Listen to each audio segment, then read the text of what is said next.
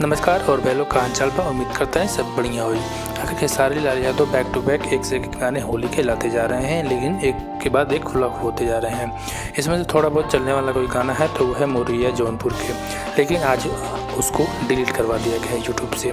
Delete करवाने company है tips official ने यूट्यूब से इसको गाने को डिलीट करवा दिया गया है।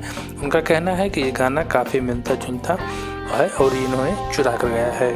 आखिर खेसारी लाल यादव के नाम के ही पीछे क्यों लगता है विवादित। ये बात करें तो किसी स्टार को लेकर ये हमेशा विवादों में रहते हैं। गाने की बात करें तो कई स्टार इन पर आरोप ये लगा चुके हैं कि गाना चोरी का गाते हैं। अभी मैं यूट्यूब पर वीडियो देख रहा था, उसमें भी कोई राहुल रंजन करके हैं, उन्होंने ही बताया कि गाना चोरी का ये गाए हैं, जो अभी कुछ दिन पहले गाल गुलाल वाला गाना आया था। तो आखिर कहीं ना कहीं ये गलत होंगे तो ही तो इनके ऊपर ये सारे एग्ज़ाम लगाए जाते हैं। बाकी आप लोगों का क्या कहना है कमेंट बॉक्स में लिखकर ज़रूर बताइए। मिलते हैं आप लोग के साथ अगले अपडेट के साथ, तब तक के लिए नमस्कार, धन्यवाद।